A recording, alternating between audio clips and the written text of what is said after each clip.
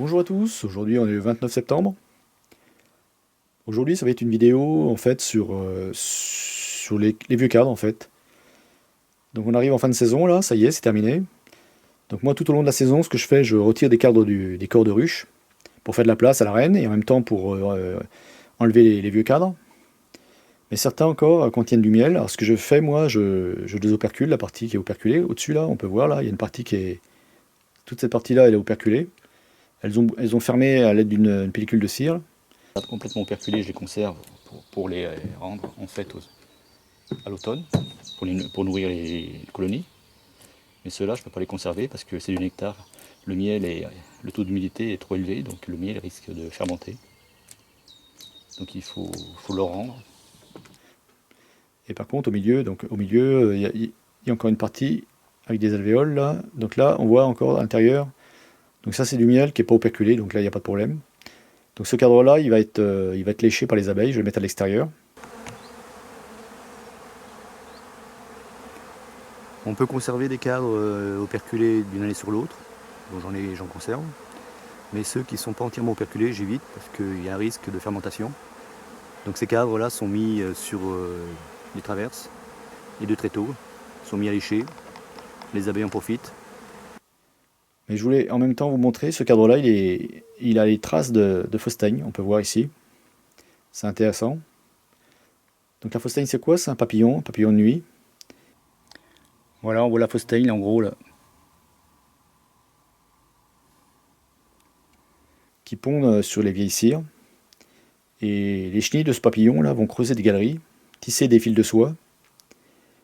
Et en fait, elles vont faire des dégâts, elles vont faire d'énormes dégâts dans les cadres si on ne fait pas attention. Là, on voit bien, on voit la trace de deux galeries là. Donc là, elle s'est installée, elle a creusé une galerie dans la cire, elle consomme la vieille cire, les résidus de pollen. On peut voir, il reste toujours du pollen dans les vieux cadres. Voilà. Et en même temps, elle va laisser des déjections aussi. Plein de fils de soie partout. Là aussi, il y en a une galerie. Donc c'est des chenilles de la faustagne, du papillon, qui se nourrissent de la vieille cire. Donc là, on a une larve de faustagne ici. Donc c'est assez gros quand même. C'est quand même mastoc. Il y en a des grosses. Ça fait des dégâts dans les cadres. Elle va creuser des galeries. Elle va tisser des tunnels de soie. Et à la longue, ça va faire plein de fils de soie partout. Donc après, les cadres sont inutilisables. Voilà ce que ça donne. Si on fait rien, voilà ce que ça donne. Donc voilà la faustagne. On peut voir, c'est plein de papillons. Là, c'est de ma faute en fait, parce que j'ai mal fermé la hausse. Donc un papillon est rentré, il a pondu. Donc là, il n'y en a pas beaucoup encore, mais il peut en avoir beaucoup plus. Donc pour éviter ce problème-là, ce que je fais, moi, je mets mes cadres dans des hausses. Ou là, comme là, c'est des cadres de corps, je les laisse dans les corps. Et je fais une pile. Et je mets une mèche de soufre au-dessus de la pile.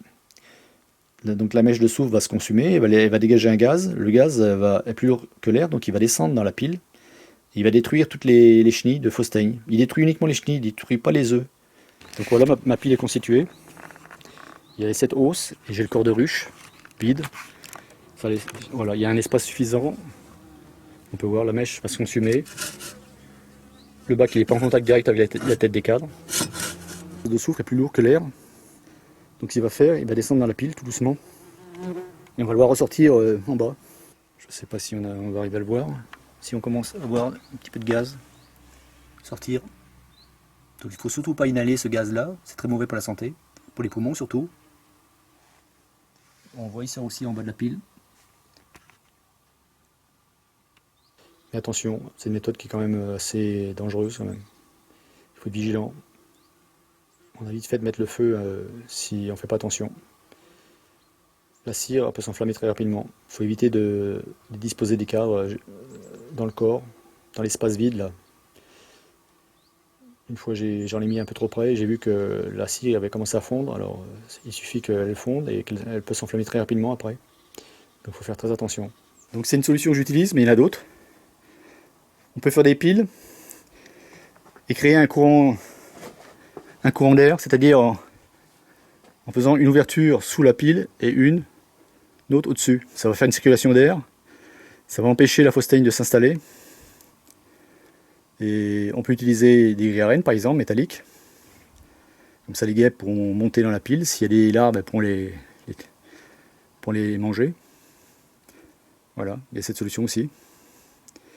Il y a une autre solution, c'est de mettre les cadres dans une chambre froide ou un congélateur. Donc là ça nécessite quand même un gros congélateur parce qu'il y a pas mal de hausse. Donc voilà, tous ces cadres là, moi, ils vont être nettoyés, fondus, et donc j'aurai plus de problème.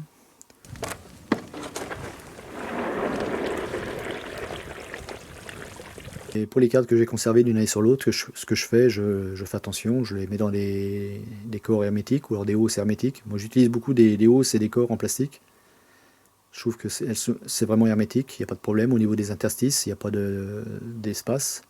Parce que le problème du papillon, c'est qu'il peut pondre aussi dans une fissure et après les chenilles peuvent se déplacer jusqu'au cadre. Dans ces cas-là, après c'est fini, on a la présence de fausse teigne et les dégâts commencent.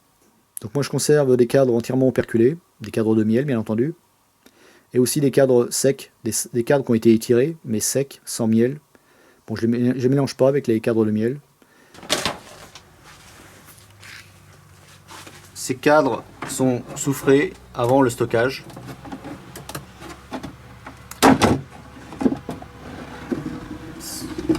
Là on a un cadre qui a été construit, qui me servira pour mes ruchettes au printemps. On est au mois de décembre, ce cadre a été soufré au mois de septembre. Donc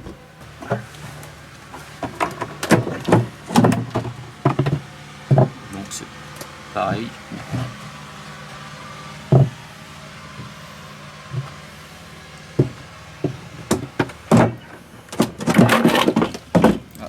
Celui-là, il a déjà eu du couvain. On peut voir l'emplacement du couvain, c'est la trace noire.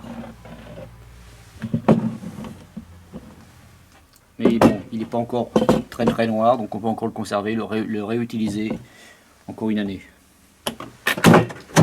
Dans la ruchette, j'ai mis cadre neuf, légèrement étiré de l'année précédente. Donc j'en ai mis, ça c'est une cire gaufrée toute neuve pour occuper les cirières.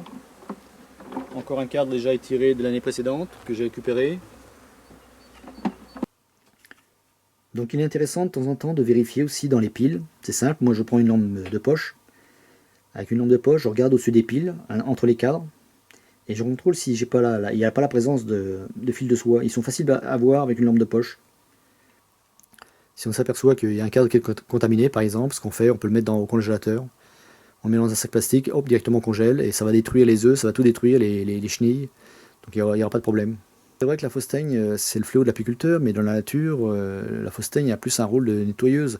Elle va nettoyer en fait les colonies faibles, parce que une ruche faible, par exemple, une colonie faible va être infestée par la fausse teigne tout simplement parce que dans la ruche, il y a des cadres inoccupés, donc la fausse teigne va en profiter, c'est un opportuniste, elle va s'installer. Et une fois installée, après, les abeilles auront du mal à s'en débarrasser parce qu'elle va tisser des toiles de soie un peu partout, donc ça va pas être évident pour les abeilles pour s'en débarrasser. Une colonie plus forte, par contre, elle va trouver le moyen facilement de se débarrasser des chenilles. Elle va les éjecter, en général, moi j'en vois, ça m'arrive d'en apercevoir au printemps, au niveau des tiroirs, des chenilles qui sont tombées sur le tiroir, par exemple le tiroir de fond.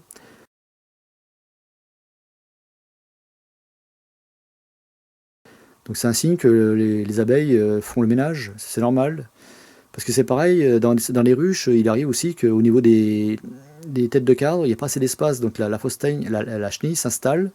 Et par contre, l'abeille ne peut pas aller la chasser parce qu'elle n'a pas de place pour passer. C'est pour ça qu'il est intéressant de laisser un espace suffisant au-dessus de la tête des cadres pour permettre la circulation des abeilles. Voilà, comme ça évite aussi à la fausse teigne de s'installer. Parce que sinon, si elle s'installe et si les abeilles ne peuvent pas accéder, elles vont popoliser. Dès l'instant qu'elles ne peuvent pas accéder, dès l'instant que le passage n'est pas assez important, elles populisent pour éviter que les intrus s'infiltrent dans la ruche. Voilà. Donc ça, la fausse teigne, c'est peut-être un fléau pour l'apiculteur, mais dans la nature, c'est plus en fait elle a plus un rôle de nettoyeuse. Elle va nettoyer, elle va débarrasser la nature des colonies faibles, même les colonies en fait, qui ont une maladie. Par exemple, si elles sont malades, si elles disparaissent, les vieilles cires vont être détruites en fait, par la fausse teigne. Donc l'essaim suivant qui va récupérer l'emplacement, il va reconstruire des nouvelles cires propres, avec un risque moins important d'attraper une maladie. Donc voilà, bon. Allez, terminé pour cette vidéo, à la prochaine.